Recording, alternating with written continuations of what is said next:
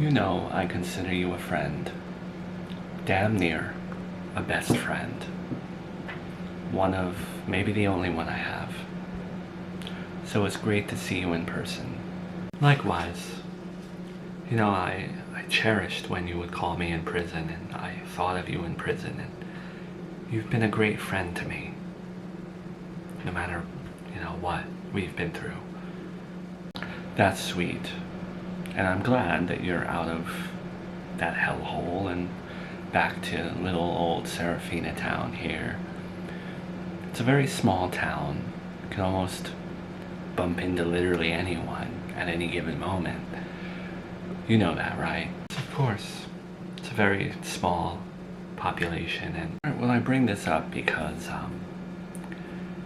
I saw you outside of your building. Didn't know where you lived. Congrats on the new place. But I saw you outside the building with, I think his name is Dave, right? Miranda's dad. Crazy to see. And he was ushering Charlotte upstairs. You all met and hugged, and it was nice. But I know you definitely didn't want Miranda to see that, right? No, I didn't. Kristen, you just got a second chance at life. For once, it is a blessing that the prison system is overcrowded, because I'm sure you didn't just get let out on good behavior. Don't screw this up.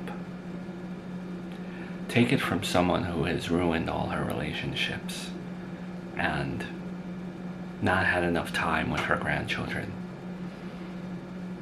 You go behind Miranda's back, you're gonna get caught. Unfortunately, there are no shortcuts with family.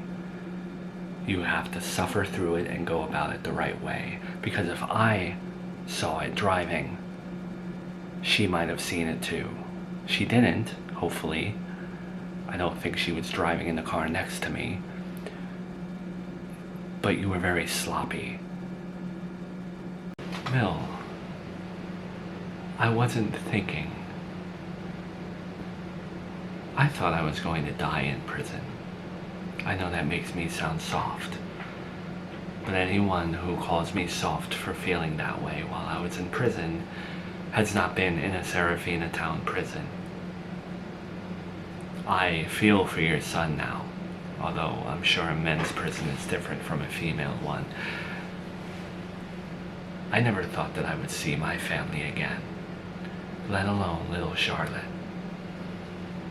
So I was like a kid in a candy store when Dave brought her by. I couldn't contain my enthusiasm. He yelled at me for coming outside, not waiting up there. I just wanted to see her. No. But again, take it from me. Do not allow yourself to be blinded by your love for your grandchild, because it will send you straight to hell. I'm just looking out for you. Thank you. Don't take this the wrong way, but Cassandra kind of felt like you're unreadable. Not so much cold, but between you and me, she kind of feels like you may know something about what happened to my uncle. I don't know why, but that's a very large assumption based off of nothing. Like literally nothing. Not really. I'm not saying you specifically. I'm saying your family. Your mom, maybe. I don't know. Cassandra just, again, between you and me, she just kind of gets the vibe that you're not telling me everything. What would we know? Like, where would she, because I deliver my words a certain way, or my eyes shift one way or the other, where is she? What would we know? You make me sound like I'm, like, pulling this out of thin air, but Your mom dated my uncle. She had an intimate life with him. She knew him in ways I didn't know. And Cassandra deals with a lot of people, and she just kind of felt like maybe, I don't know, you just had some extra information. I'm desperate. I don't understand why you're desperate to find this man, uncle or not. If I'm ever cold to you, reserved or guarded, or if I don't treat you like my full-blooded brother, it's because I'm rubbed the wrong way when it comes to how you view your uncle. You're my brother now, right? But you still have an allegiance to a man who killed my nephew. Orchestrated it or not, he killed him. Are you offended that I still care for my uncle? You can still care about someone even if they've done terrible things. That's not true. Because I've cut people off that were family like that. Because it's important to separate family and morals. My mom believes in blood is thicker than water, but if you're a bad person, whether we share blood or not, I am not sharing a table with you. That's the way I see it.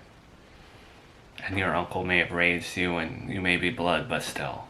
I'm not looking to have birthday parties with him. I'm not looking to watch TV with him. I'm just looking for closure. I'm looking to see him one last time and tell him off. Tell him what I'm feeling. He owes me that. You know, he raised me when my grandmother, in between those periods where she wasn't. I just want closure. I'm not kissing the man's ass. And frankly, it's not easy for everyone to cut their family off. There's a lot of people out there that make it seem so easy, but not for me. My nephew is dead because of your uncle. That's the facts of it. And if you can't see it that way and you're so desperate to see him one last time, and you can't just accept the fact that he's a murderer, I know it hurts to face that reality. The man who taught you how to ride a bike is a murderer, but it hurts me that you still even want to be in his presence. That's where my guardedness comes from. All right. My apologies. I should have read the room, and I should have been more aware of who I'm talking to. I'm sorry if I've been insensitive and put my uncle on a pedestal. I'll try to be better. Do you accept my apology, or do you feel weird about me? I accept. Thank you.